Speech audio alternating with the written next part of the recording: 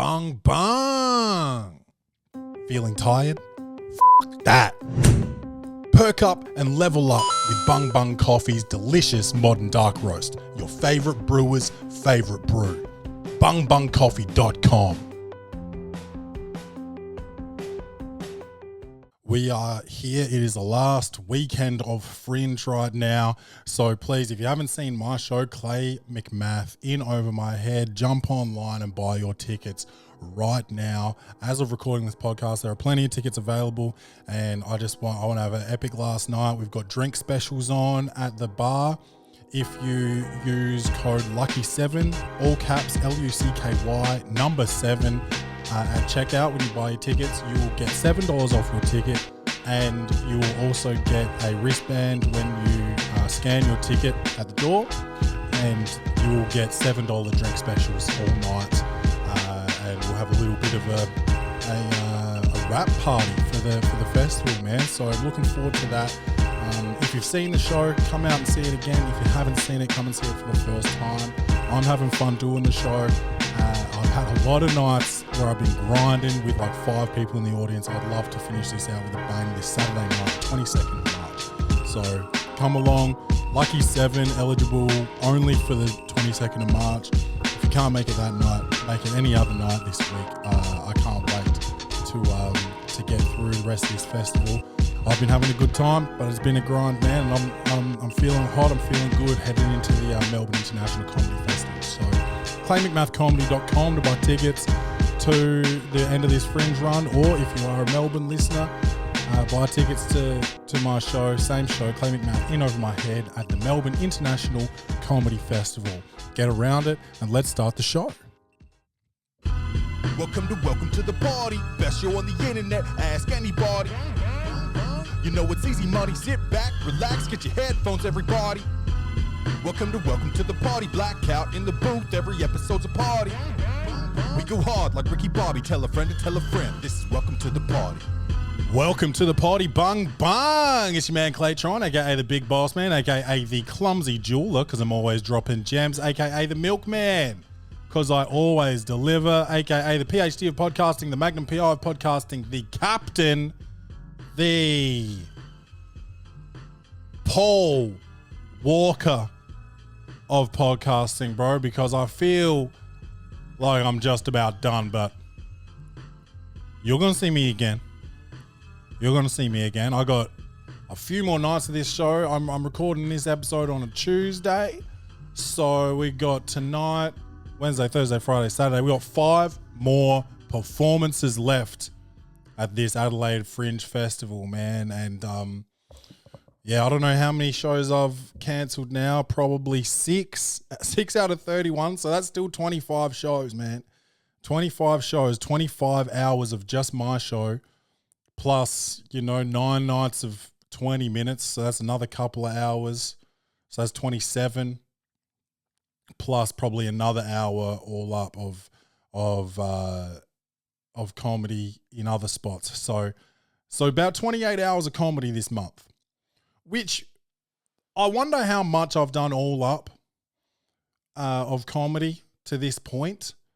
But 28 hours in a month is a lot. Like I've done around 300 gigs in 5.5 years, which doesn't sound like a lot, and it's not really. But a lot of those have been 5 minutes, 7 minutes, 10 minutes. So when you add them all up, man, I've probably done at least half of all the comedy I've done just in this month, which is kind of like mind-blowing, man. I'm feeling a little more comfortable on stage, I suppose, than I have ever felt before. Like we had a gig on Saturday night in Norwood, and I jumped into some crowd work a little bit. There was some drunk skunks there, dude. We do footy club gigs pretty regularly, and people yell out, but they sort of settle down. But this wasn't even like people trying to like trip us up. This was just like motherfuckers talking over jokes and shit. And dude was sitting in the front row, and he's lit, he's faded, he's geeked, You know, he's on one. He's on a couple. He's had alcohol and he's had weed. You could see it in his eyes, you know. And so he's feeling himself, and because he's an import, he's one of the, you know, black Americans. He thinks he's pretty cool, you know. He's been flown out here to play basketball. He's thinking he's pretty dope, and he's got all these little boys, you know, local boys, thinking that he's the coolest, and everything he says they love. He's not even saying funny shit, you know. Not even saying funny shit, and they're losing their minds and shit.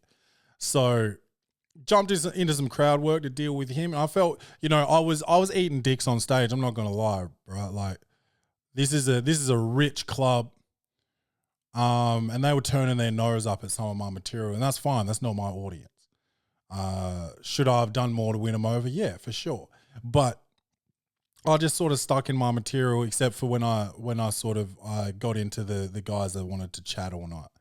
So, yeah, I'd say just being on stage as much as I've been on stage this last month has got me exactly what I was looking for by doing this full month run, is just getting that experience and the comfortability on stage.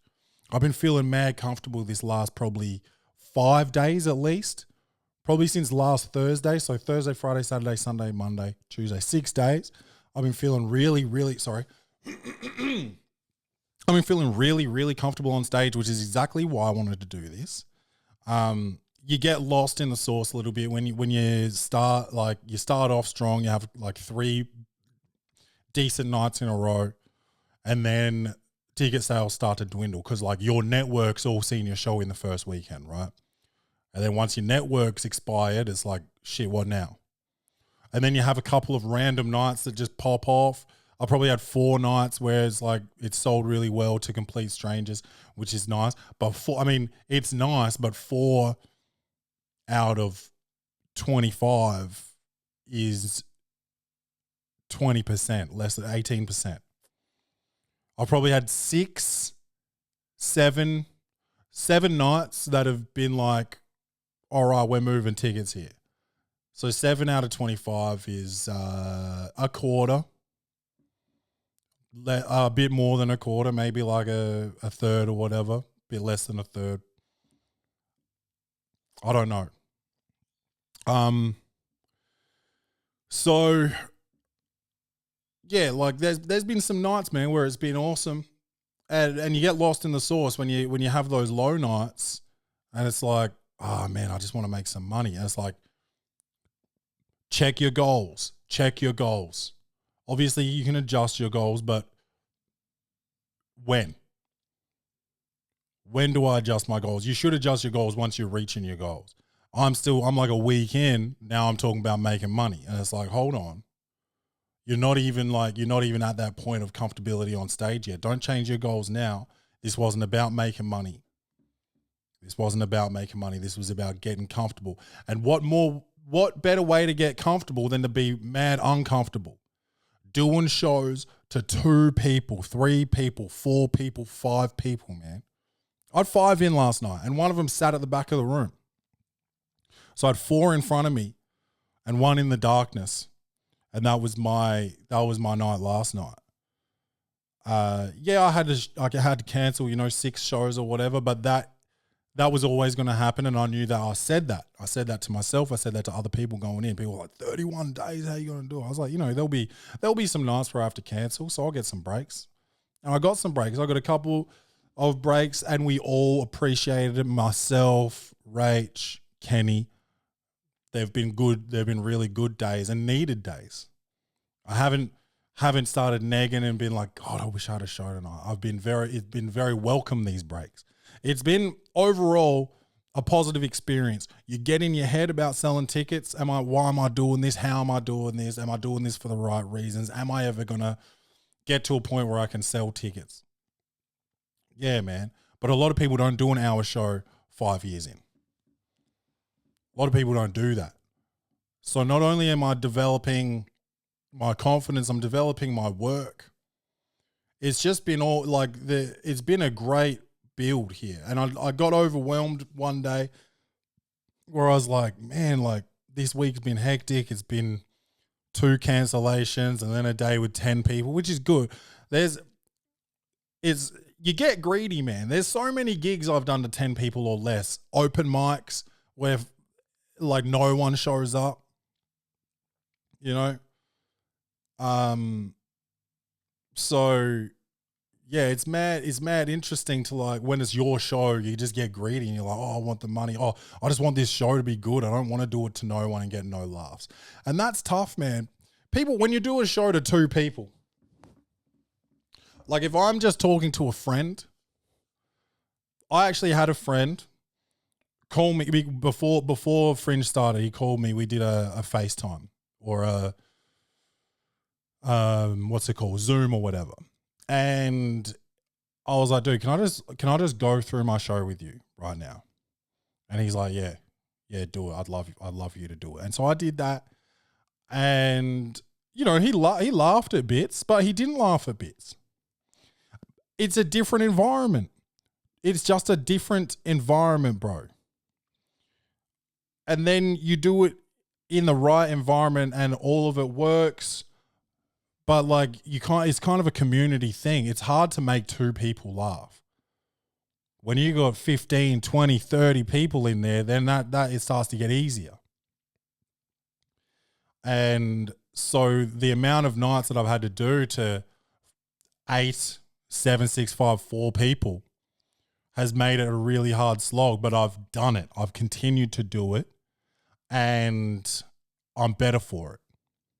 And I can feel that in myself. I can feel the confidence just walking to the stage. I can feel it in my gut before the show. I don't like, I've got butterflies still, but not just a different type. Probably more of the one I used to get basketball butterflies, man. I used to get butterflies before my games, and it's sort of starting to get to that point where I don't think I'll ever get rid of the butterflies, but it seems more manageable. It seems less like anxiety and more of like optimum levels of arousal. You know? I don't feel scared. I just feel nervous. Nervous in a good way. Just like, I want to nail this. Not like, yeah, it's more like I want to nail this, not I hope I don't fuck up. And there's been plenty of times over this month where I've forgotten jokes. I've left jokes out. I've worked jokes back in that I've realized that I've forgotten. I've gotten close to telling jokes twice because like you can't, you've done it so many times in a row that you're like, did I do this bit already? Or was that yesterday? Do I need to do it again? Do I need to skip this? Do I need to address this? It starts to blend in, man. So it's just an experience I've never had. My longest run has been a week, and you know, that was hard in terms of ticket sales. Loneliness. That was hard in terms of loneliness as well. So I'll shout out to everyone that's opened for me across this run. So Justin Saw, Jay Michael. So those are the guys that I did 2.5 straight white men with, and I tour with Cold Blooded Comedy. That's been awesome. So yeah, shout out to Justin, Jay. Then I've also had Calais Michael, and that's like clay but with 2 syllables. Calais, Kelai, Michael. He's open for me. I've had Bill Egan open for me, and I've had Henry Wilson open for me. So thank you to all of those guys, just because in the week-long stints that I've done, it has been very isolating and lonely being there by myself. So I've decided to go with an opener for a month, and I've not felt like that. I think there's been 2 nights maybe where I've just done it by myself, and I've been so busy that it actually didn't bother me. But a month would have been a lot, and I've felt like I've had friends around me and support, even though, like, you know, I'm not asking them to, you know, hold me up or whatever, but and they probably don't even know the way I feel about it. They probably don't even know why I'm doing it. From the outside looking in, sometimes it might even look like, oh, this guy fucking, oh, he thinks he needs a fucking opener. He thinks he's a professional. Maybe it's the opposite, man. Maybe I feel so fucking lonely and scared that I need an opener, man. And it's felt so much better over this run than it's ever felt before. Last year, I didn't do a solo show. I just did Not Safe for Netflix with Jay and Justin. And that was sick because I'm, before the show, I'm with two of my boys talking shit, and we're not, I'm nervous, but I'm not freaking out. That's what I love about Cold Blood Comedy, man. It's like I'm just rocking with these dudes, and that's been really fun. So I loved last year, but what I loved even more about this year was I did 2.5 straight white men with those guys. I didn't even get to lock in with them before, but I would have one of them open for me before the show. Then I'd run over, catch them in the green room, and we'd start that show. And I'm already I've just done an hour. What's 20 minutes or 17 minutes, whatever we were doing. And I worked out a bunch of new material through that show, which I've since brought into my show. It's just been so sick, man, to do this much comedy in this much time. Not even pros really do this. Pros do weekends, maybe do 4 hours on a weekend. They'll do maybe 5 hours, so maybe a Thursday, Friday, 2 Saturday, and a Sunday, or something like that. Thursday, 2 Friday, 2 Saturday, Friday, 2 Saturday, 2 Sunday. I don't know, bro, but maybe 5 hours a week. I've been doing 7 hours a week plus some. 7 plus, or an hour and a half a day, basically, is what everything ended up working out to, which is a lot, and I've never been able to do that before. So I'm stoked with how it's gone. I would have liked to sell more tickets, but that wasn't the original goal. And I do feel like I'm not quite at the level I'd like to be. I think my goal was at the end of this festival, I want to be closer to podcast Clay when I'm on stage than I am to normal Clay. And I don't think that's true, but I think I'm closer to podcast Clay on stage now than I was before. And that's important to me. So we worked towards that and we did well. And I've still got 5 shows left in Adelaide. Then I'm going over to Melbourne to do 10. So I'll be even closer to that after Melbourne. And I'm pretty happy about that. And there's, 3-4 jokes that I still want to tweak a little bit. And I'll probably get more of a chance to do that while I'm in Melbourne and I don't have the responsibilities I've got while I'm here. Looking after a kid and all of that type of stuff. But it's been awesome. It's been awesome. I just wanted to give you guys a little bit of a look in to somebody who doesn't feel comfortable enough in themselves to get into crowd work, just breaking into it on Saturday night because I had to. I didn't I could have just talked over him, and I did for a while. He was too drunk to reason with, so I roasted him a bit, got the crowd on board, and then just talked over him after because he wouldn't stop talking. He just wouldn't stop talking. And then after my set, he gets up to go to the bar to have a drink, and he doesn't go back to the front. So the other guys didn't even have to deal with him up the front. But they would have. They're fucking guns, and they did crush, and I didn't so much. It was a bit disappointing because the guys that I organised the show with sort of did it through me, and then I probably, out of the 4 of us, I had the worst performance. So I was pretty bummed about that. But that's comedy, man. That's comedy. I'm doing jokes that I know work. And you do that all the time. And you go and you have the best set of your life, and you do the exact same set in the exact same room, under the exact same lights, into the exact same microphone, just to different people, and it doesn't fucking hit. Sometimes people don't like you, bro. And sometimes it's your energy. You had a shit day, or sometimes it's where they're from, what they know, what their experiences are that don't align with yours. And I think that was part of the problem. Like, we were in a rich area talking about some gully shit. So I don't think motherfuckers really got on my level. It's just another gig at the end of the day. You can't beat yourself up about it. You can though, and you do. But I haven't had time to. I've had to get ready for the next gig. I'm always getting ready for the next gig, which I love about this. Whereas like in Adelaide, it's hard, man. You have a shit gig, it might be a fucking month before you're back up on stage. And so you've got a month of writing your last gig and being like, fuck, I suck at comedy, man. But festival times, it's like, fuck, move on. You got another gig tonight, dude. Like, get ready for the next one tonight. Crazy. I did the same set on Saturday. The one that I sort of like bombed at the footy club. I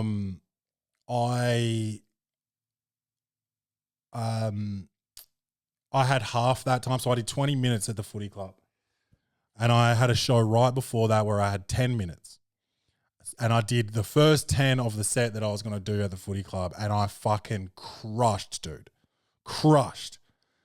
In that first 10 minutes in the other show, like, you know, I was getting laughs and shit, but I wasn't crushing, bro. And it's just like, that's the exact same shit I did an hour earlier to a different room. And it's just not hitting the same. It's just wild, bro. That's comedy. That is comedy, man. It is so much like basketball. You shoot the same shot 1,000,000 times, 10 times. You're not going to make it 10 times. Maybe you do. Shoot it an 11th time, see what happens. You don't really know. Yeah, there's muscle memory, but it's just like your body's not perfect. It's not going to, it might feel the exact same every time, but your body's just not doing the exact same thing every time. It can get close. It can get very close. But if it could be perfect, someone would be perfect. No one's ever shot 100% in their career. No one's shot 100% in a season, bro. So no one's shot 100% back-to-back games, I'm almost certain.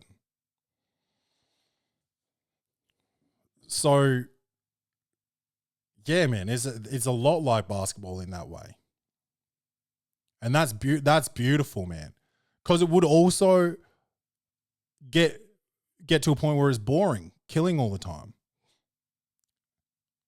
That's why comedians don't, and some comedians do this. Some comedians tour with the same 20 minutes for 15 years. Cool, bro. Well done. Hope you're happy. I don't care how hard you crush. That is mediocre to me, bro. New shit, writing new shit, being prolific, man. Getting busy with the pen. You know? It's great to write an awesome album. It's great that Kendrick brought out Good Kid, Mad City. Imagine if he just never brought out anything else.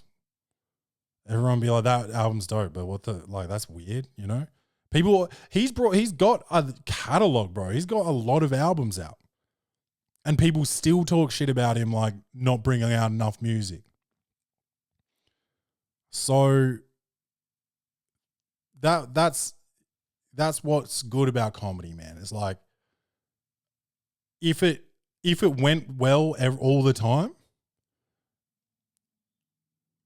the high you get from the good sets wouldn't feel the same.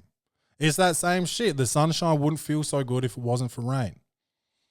That's comedy, man. If you don't ever bomb and you just do good all the time, why are you doing it?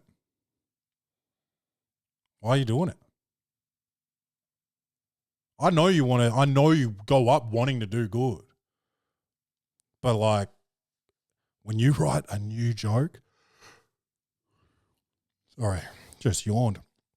When you write a new joke, hey, maybe it'll work straight away. That's a great feeling. But when you know there's something there and it doesn't work, and you tinker with it and it doesn't work again, but you believe in it and you keep trying, you tinker with it and it doesn't work again, you tinker with it and it starts to hit. You keep playing with it and it starts to hit harder and harder. This is no home loans. That feels so good, no home loans again. That feels so good, dude. I can't imagine what it would be like to be one of these people that just does the same jokes every night for their whole career, bro. No thanks. No thanks. Even after doing a month, doing this hour every night for a month, I'm just sort of like, whoa, I'd love to retire these jokes. But a lot of them aren't written yet. Like I just said, there's a few that I've got to tinker with when I get to Melbourne next week and I've got some time in my day. Oh, excuse me. Let me have some water, see if that fixes me up a bit. After that footy club gig, me and the boys just went to this pub, and it's St. Patrick's Day weekend. It was St. Patrick's Day on Monday, but people were celebrating over the weekend. It was like $9 Guinnesses. So we had a couple of Guinness before after the gig and had a chat, and that was fun. And I didn't get home till like 1. And it's still fucking with me because, you know, Kenny gets up at 7 the next day. We have Rachel's whole family over. Then we finally get some time to ourselves. We go outside for 1 second and our neighbor drives by and pulls over, and then Rachel invites him and his kids inside. It's like, fuck, we just got rid of kids. We just got rid of the cousins. I'm not like being negative about, like, the cousins are great. They're beautiful. But like kids are a lot, man. They drain you. And so like you're finally like sitting down, you got the footy on, you're watching the Crows finger St. Kilda. And then you got another guest with his kids. And one of those kids was fucking so snotty, bro. And Rachel's like, oh, hold her. I was like, I'm not touching that kid. I'm going to get sick. Rach, bang, now she's sick. I'm like, hate to say I told you so, B, but I'm not touching a snotty kid unless it's Kenny. I'll touch Kenny when he's snotty. But dude, we got Kenny in underpants now, like actual undies. You know, he's learning. This morning when I got him out of his, you know, nighttime diaper, I showed him his undies. They had sharks on them. He loved it. I put them on and, you know, he's running around for a while and he goes, I need to go toilet. Bang, went to the toilet, bro. He went to the toilet. He asked to go. He didn't go in his pants. Just legendary stuff out of him. Just the stuff that real legends are made out of. He knows what he's doing. He knows how to do it, and he knows how to do it well. I'm proud of him. Yeah, man. I just feel like all cylinders are firing right now. Comedy's going well. Got a couple paychecks for various gigs last week. Money's starting to come in. Like I said, it would have been nice to sell some more tickets for my Fringe run, but that'll be a decent paycheck when it comes. Hopefully you guys can help me out the rest of this week and we can sell a couple more tickets. But money's good. Well, not good. Money's better. Family's good. Kenny's good. We're keeping up with the podcast. I think I missed one episode. This Fringe just been hectic, but we're back. We're back in a bit of a schedule here. The show feels good. It's not perfect, but it's good. I've had 2 reviewers in. I got a 3-star review and I got a 4.5-star review.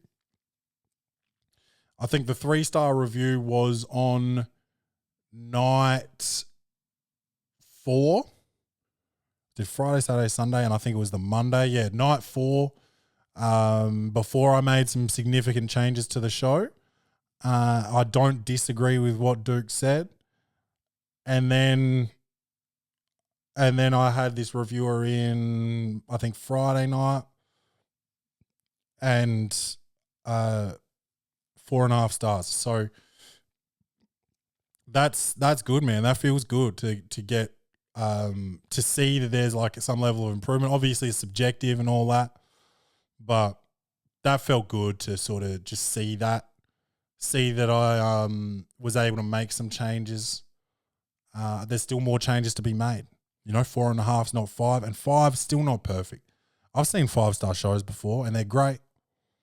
But there's no one's a 5-star review means go see the motherfucker. It doesn't mean it's a perfect show. Maybe it should be that. Maybe it does. What do I know? Golly. Yeah, and then after this kid comes over and makes Rachel sick, Kenny didn't have a nap that day, so he went down early. We hung out that night, me and Rach, and we watched a movie or whatever. And that was a sad movie. It's not the one I'm going to review today. I'll review that later this week. But we're both crying and shit. And crying makes you mad tired. Then we went to sleep. We watched a little bit of Step Brothers after that to bring us back up, and we were laughing, bro. I haven't watched Step Brothers in a long time. And the first 20 minutes of that shit is so funny, man. Losing it. And then we go to sleep. Then Kenny comes to bed as he always does. Kicks me in the head. I'm sleeping on the edge of the bed, hurting my back and shit, barely sleeping. And then I had to go do something at 7 o'clock in the morning. So I'm awake at 6. I slept probably 90 minutes that night. So that's why I keep yawning and shit. I'm fucked.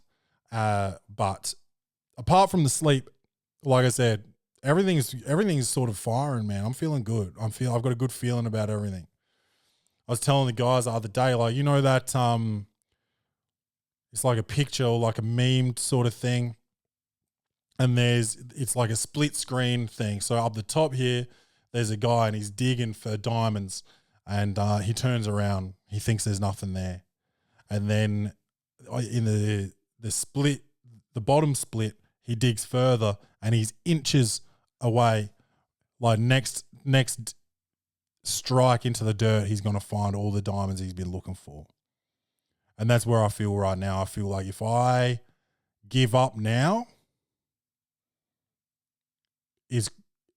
I'm going to be the guy that missed out on that one more step.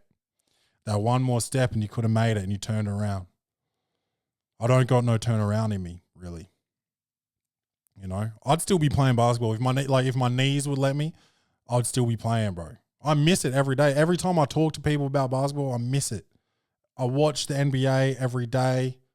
I actually haven't watched any today, but I've been out doing letterbox drops for my show. I'm still grinding. I'm trying to sell these tickets for this last 5 nights. So please, just buy some tickets, man. Please.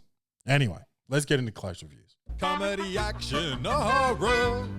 Will this movie win an Oscar? Set design, directing, acting, lighting, or costumes? This segment is Clay's Reviews.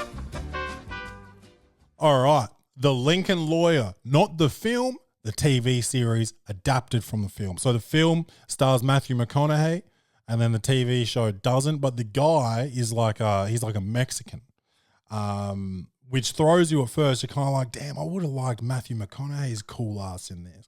But the guy's actually dope. Once you get used to him being not Matthew McConaughey, he's awesome. It's funny. He's got 2 ex-wives. One of them he works with, and she might be my favorite character. She's so cute. She's so funny. She's so loyal still, and she's also very passionate about her job and her future endeavors. Okay? And the fact that they are working together, at first you think it's going to be mad messy, but it's actually a great dynamic between him and his ex-wife working together. The layout of the show is like each season is like one case, and then every episode within that season has like a smaller case that he goes to court for. And he's a criminal defense attorney, so it would have been good to get like James Caldecott in. He's a friend of the show. He talked about being a defense attorney on the show before, and that's that's something that comes up in the TV show, is like the morality of being a defense attorney. Are you getting guilty people off no home loans? Are you getting them? Are you getting people away with murder or whatever? And that's hard to say. You know, do you ask your clients if they did it? Or is it like if they did it, right?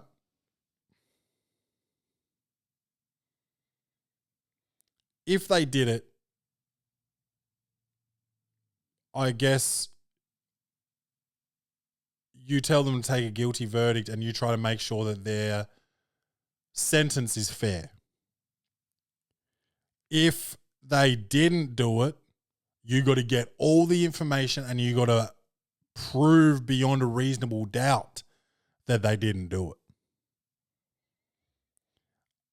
And each person that's in a situation like that needs representation. They still deserve representation, whether they're guilty or not guilty. They deserve to be fair. They deserve a fair trial and to be fairly represented, I suppose. That's what criminal defense lawyers tell themselves anyway. But I'm very conscious of the gaps that I'm leaving because my podcast just got reviewed as well. And they don't like the music. They don't like the music being too loud at the end of the show. So I'll fix that today. And they don't like the amount of gaps that I leave between sentences. Hey, I don't have a staff here. I did, and I couldn't afford them any longer. Okay? And I don't have the time to go and cut every fucking little gap, you know? So I don't. I leave it rough, rugged, and raw, like you guys have been knowing from day one. Anyway, just so much stuff being reviewed at the moment. So much stuff and so much feedback.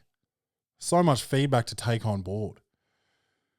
Anyway, this show doesn't break the mold of the courtroom drama. It's slick, it's stylish, it's fashionable, it's high stakes, obviously. We don't need to get into high stakes. We talk about high stakes in almost everything we watch here. There's legal strategy.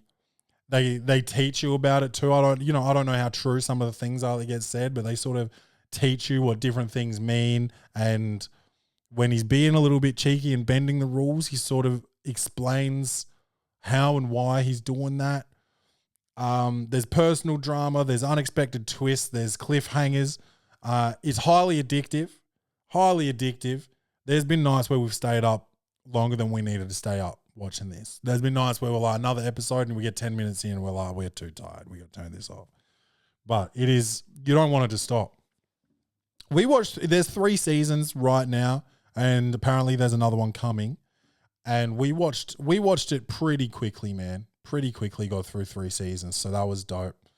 But yeah, like I said, it doesn't reinvent the courtroom drama, but it's solid. It's entertaining. And it's thought-provoking and conversation starting. There is enough moral grey area for you to even pause it at times and be like, what would you do here, you know? It's good. It's a good one to watch with your partner, actually. What do you think? Do you think she did it? Do you think he did it? Surely like this doesn't happen. Surely they didn't set this up. Surely it wasn't this person. Who do you think did it then? It's fun, man. It's like putting a puzzle together. But it makes you think about different things. Like, obviously, I'm not going to be a lawyer. There was actually a time, I think in like year 5, I wanted to be a lawyer because I heard they made good money. And I said I wanted to be a lawyer. Before that, I wanted to be a garbage man and a soccer goalie. Then it was lawyer. Then it was basketball player. Check. Then it was comedian. Check. Sorry for ticking off my goals. But yeah, as a lawyer, sometimes you gotta prepare to win an argument that you don't got no business winning. Especially if your client is like, no, I don't want to do that. Your strategy, while you might think it's good, that's not in my best interest. I want to do it like this. And now you're like, God, that's how. From that angle, I can't win it. Now I got to figure out how to win that. And that's what it is when you get in a fight with your girlfriend. Oh, okay, so she's being unreasonable. So if she's being unreasonable, I have to attack this without reason, without logic. I have to attack this from an emotional standpoint. You have to talk to a lady like you talk to a toddler. I understand this is how you're feeling, and it must really be frustrating to feel like that. And I don't want you to feel like that. I don't like it when I feel like that. Why would I want you to feel like that? You got to go in talking like that. You got to be doing like therapy speech. You can't go in there and be like, why would you even think that? Like that's not going to help you. Why? What are you crying for? Nobody died. Nobody's hurt. What are we crying about? That doesn't work. That doesn't help. It's, oh no. Oh, that sucks. Oh no. Oh, they took it off Netflix. Oh, I'm sorry.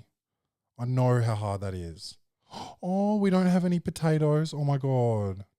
Oh, do you want me to duck out and get some? Bro, it's that you got to appeal to the emotions. That's what you got to do.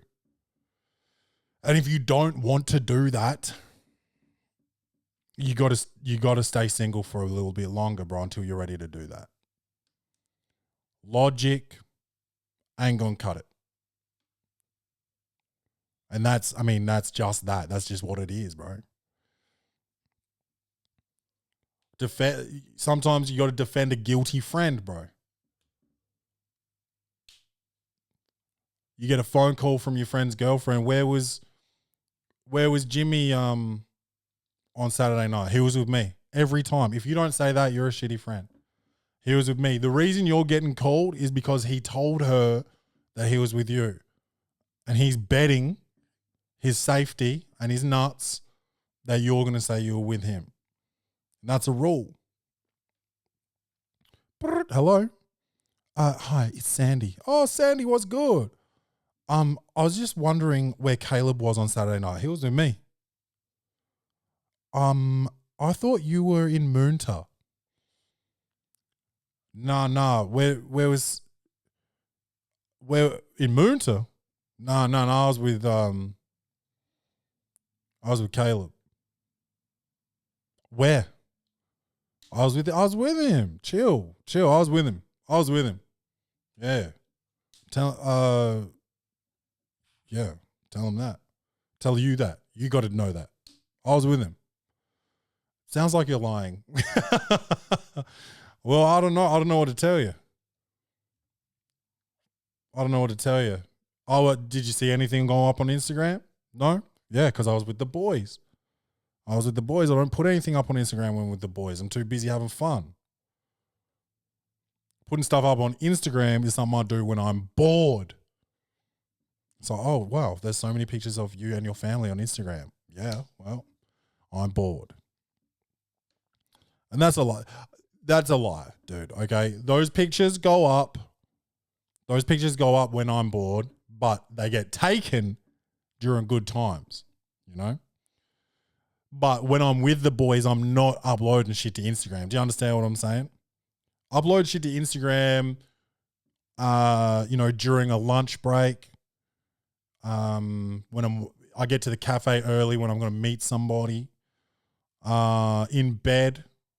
In bed sometimes, but not when I'm doing stuff with my friends or family, man. Dude, it's all about who you know as well in this show. They make sure to be like that. You know people, you get the information that you need. And in the worlds that I've worked in, basketball, comedy, it's about who you know, who can get you the gigs, who can you open for, who do you know who owns a venue that maybe you can do a show in. Who can bankroll a show for you? What coaches do you know? What of your old coaches know the pro coaches or the college coaches to get you a look in? All about who you know, bro. You always think, well, I'll just put this work in. I'll put this work in and someone's going to see it. Someone's going to see it'll pay off. Nah, son. Someone that's not put the work in is going to get that job over you because of who they know. It's all about who you know, and that's what you see in this show a lot. Oh, I can get this info from this person because I know them. I did them a favor once. I got this person out of jail, and now he works for them, and I can leverage that into this. Boom. Favor called in. Now I'm on top of this case. And that's leverage. That's what they were doing in this show. Being caught in a lie, that's big. Obviously, like, the clients do a lot of that in the show.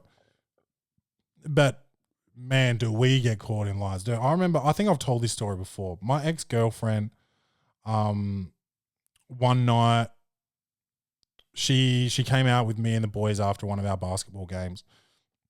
And I wanted to stay out. I was 18 at the time. I wanted to stay out. She went home, but she went back to my place, which was my mom's place. So she went back, went to bed, and all this shit. My phone's going off all night. I'm not going home. I'm having too much fun with the boys.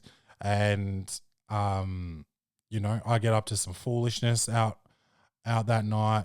I come home and she starts saying, like, what happened tonight? I'm just like, nothing. I was with the boys, man. Ask the boys, and then the same phone call happens. Corey, hello. It's beep, it's boop. And I'm just wondering where Clay was tonight. Boom, he was with me. Where? With me. He was with me. Don't worry about it. Ask him where he was. He was with me. Hang up. And she's trying to figure that out, and she's got her head on my chest, like cuddling me, and it feels like she's being all cute and shit. And she's giving me the De Niro, bro, the human lie detector test. And she's asking me questions, and she's like, why is your heart beating faster? I was like, shut up. Crazy bitch. That's wild, bro. Go full De Niro, bro. Go and Meet the Parents on Me is nuts. Don't do Meet the Parents on Me. Not into Meet the Parents, okay? You're upsetting Jinxie Cake. But yeah, it's just like, it's dishonesty, it's honesty, it's justice, it's vengeance, it's revenge, it's sticking it to the man. The DA's office is a little shady at times, so we got to stick it to them. We got to bend rules, jump through loopholes, all of that. But it is highly engaging, highly addictive. It's stylish, it's fun, it's cute, it's meaningful. I'm really into it. 8 out of 10 for The Lincoln Lawyer. Definitely recommend, specifically if you got housemates or girlfriends or boyfriends or whatever. It's a good one to start a conversation. Very, very engaging, man. Loved it. 8 out of 10 for Lincoln Lawyer on Netflix. And if I was going to say something to eat with this, it would be some type of like fried food, like a fried we're getting the red flashing battery on there. That's going to be in the episode, so we got to stop ASAP. Let's go popcorn chicken, something that seems like street food but it's not really, because he goes to food trucks a lot in this. Maybe a sandwich, eat a sandwich per episode. You'll put on 30 kilos, but hey, you got to do what you got to do for the snack. All right, you guys know what it is. Welcome to the Poddy on everything. Clay McMath Comedy, on Instagram, claymcmathcomedy.com to book tickets to my shows. Adelaide, Melbourne, look it up. claymcmathcomedy.com. I love you guys. Don't forget to love yourselves. And as always, bang, bang.